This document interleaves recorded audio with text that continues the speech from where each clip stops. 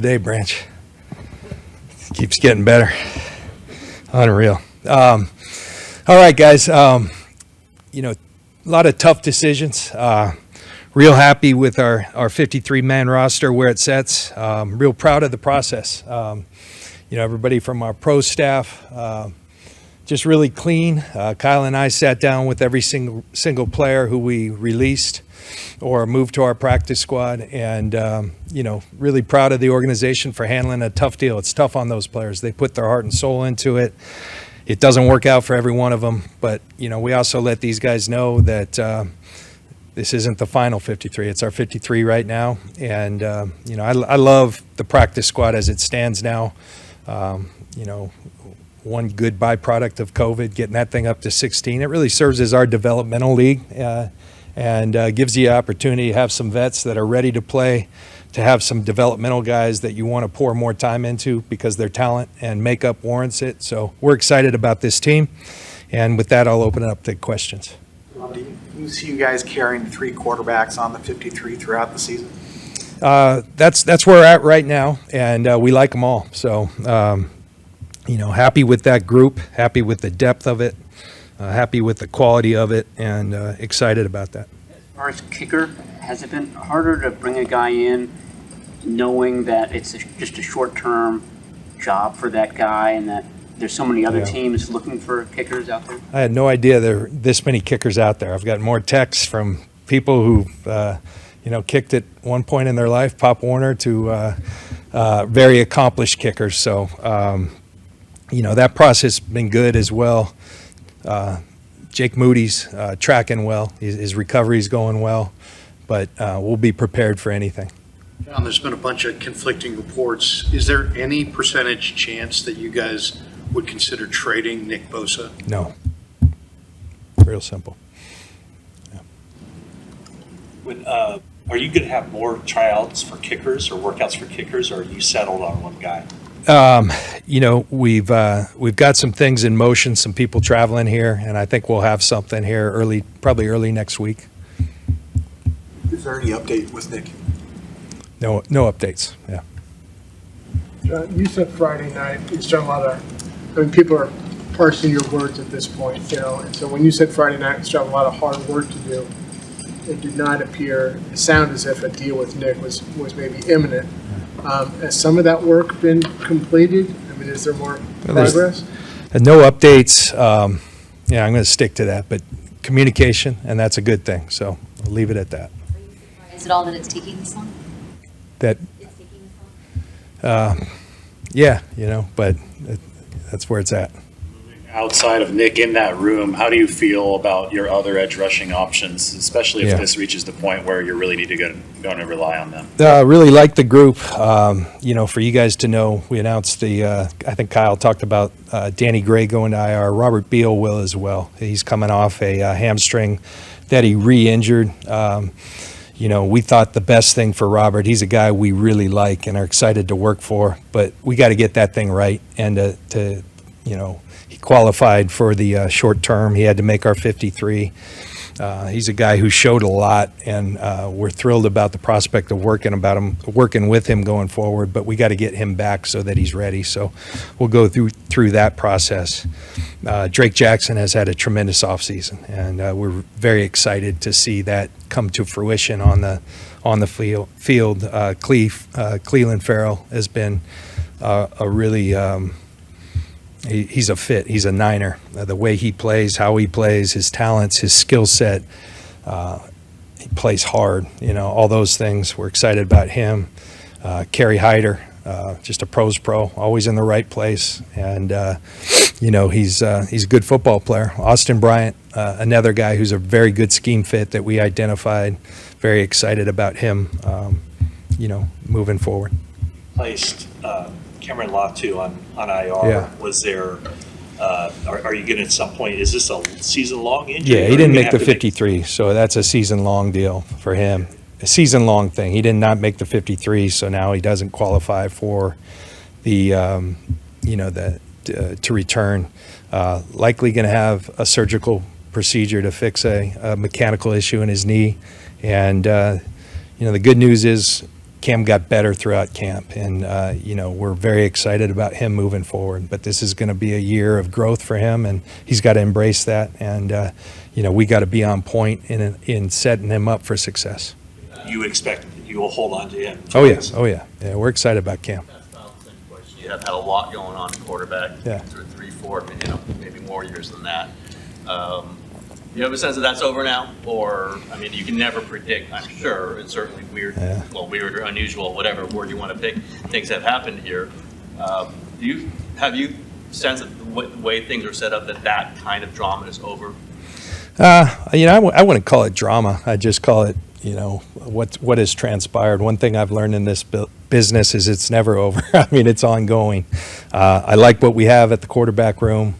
I mentioned that earlier, both in the quality and the depth, and I'm excited about the group moving forward.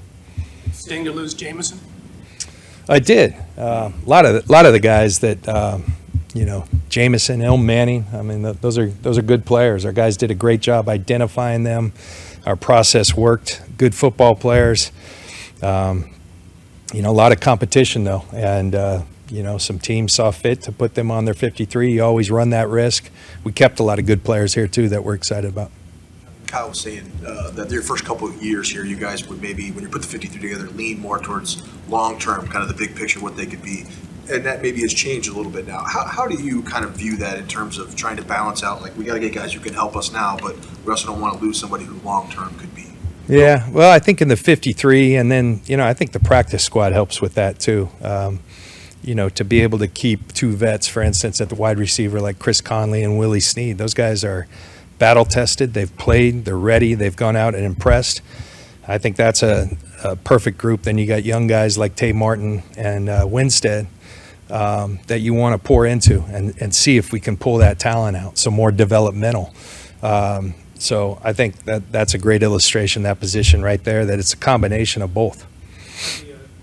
The ability to put veterans on the practice squad since COVID, has that kind of elevated the importance of the roster to the younger guys on practice squad who may think, like, I'm kind of a second-tier guy, whereas now they might not, because if they got a guy like Snead who's out there on the practice squad with you, you wouldn't think that anymore. Well, if you notice, I think the vets that are on these practice squads, they're tone setters. There's a reason they're still around, and I know that's a tough thing for them not to make the 53, but to have a viable option where they feel like, and then the thing is, these guys get flexed. It's not as if it's static. I mean, they got the opportunity to get flexed, and they will be. And so, I'm excited for those guys, and they share that excitement. What was your evaluation of Moody before he got hurt? And is there a chance that he was hurt before, and maybe that affected some of his team? You always worry about that with rookies, that they're new to a place, a lot of pressure, in his situation. I think he did a good job of communicating, though, when I think at first he thought it was fatigue. It turned out to be a little more than that, and I'm just glad he talked with the trainers. We were able to address it, and now he's on the path to getting better. I think I still believe we've got a rare talent at that position who's going to be our answer there for a long, long time. Kyle cited some numbers as far as the number of throws that Brock it was designed for. He said 700 per week, and this week kind of taper back to 350. Is that accurate? We're calling it a deload week. He went through a lot to get through camp, and he needed to do that. This was all part of a previous plan. This week was going to be set up for let's freshen it back up and give him the opportunity to go into the season as fresh as he can be. Thrilled with Brock, thrilled with our staff and all the people that helped him in an excellent recovery, and this is just another step in that. And the great news is I don't have a crystal ball, but I would imagine he'll go into next week feeling a lot better, just because the volume was reduced on him this week, and it's all part of the plan.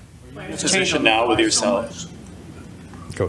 Are you in a position now with your salary cap to where you're going to have the in-season flexibility that you want, and will getting Nick done help that for 2023? Is that a piece of that equation? I hope that's part of the equation. But we're in good spot there.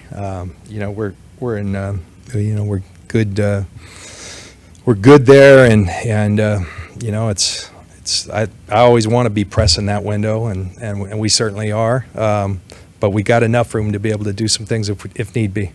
Plans change on the fly so much in the NFL. Are you, I don't know if amazed is the right word, that with Brock, everything seemed to go perfectly? I mean, from the time that he had the surgery to the plan that he had, and Brock has told us that it's never deviated from it. It's just like exactly the way it's down on paper. I think the only hurdles were early on, right, before, you know, the surgery being delayed, and it was a tight timeline to start. So that felt like a big deal at the time, but he overcame that. And in order to do that, it almost had to go without a setback. He never had a setback. And oftentimes in these things, there's some natural, he got sore today. That never happened. And so I think that's a real positive thing. I think it speaks to, first and foremost, Brock and, you know, his you know, the good Lord gave him a good set of genes that heals fast, and then he's a worker. And he'll stick to a plan, and he'll challenge the plan. And he was very invested, took ownership in the plan, and saw it to fruition. It's not done yet. It continues, as evidenced by what we're doing with him this week. And we think it puts him in great position just to go play football starting week 1 against Pittsburgh. Steve Wilkes has talked about the idea of having 2 nickels, a bigger nickel, a smaller nickel. Does that concern you that there's not one guy sort of, you know, who's taken hold of that position going into the season? I think optionality is always a good thing, Matt. And, you know, I think a lot of people, you know, like Isaiah Oliver, you know, a shaky preseason or whatever. I don't see it as that. I see a player who's adjusting to the way we play. And we're very excited about Isaiah. I think Isaiah brings some unique skill set to the nickel position with his length and abilities. He also has some flex to play safety, you know, when we get in a pinch. And so you're always looking for optionality, versatility at positions. And, you know, you've seen what we've done with Ambry moving into the outside nickel, and Demo Lenore being able to go inside. I think those things are all good. My experience, you'll need them all at some point during the season, and that position, it's good to have some depth, and I think we have good depth at that position. You added a corner from Green Bay. What can you tell us about him and the process that led you guys to him? Yeah, again, a guy who's got some traits, but I would say a couple things, Larry. I think outside, inside versatility, plays some nickel, plays some outside, got some speed, and a very good special teams player. And you know, when you're going to be vying to be a flex or be developed, that special teams value is really huge. And we felt like our pro guys did a real good job of identifying him and then selling him on our opportunity. Former NFL quarterbacks have talked about the chaos of playing the position, and so much is coming at you. And obviously, people talked about Purdy's poise, and that he just seemed to be at peace with all that chaos. Yeah. Was that, I mean, among other things, I guess, the most surprising thing about what he did last year? Or maybe we just talk about. Yeah. I got a great Bill Walsh book that sits up in my desk, up in my shelves, up in my office. He's got a great chapter on that, being able to function with chaos all around you. That's what you're looking for at that position.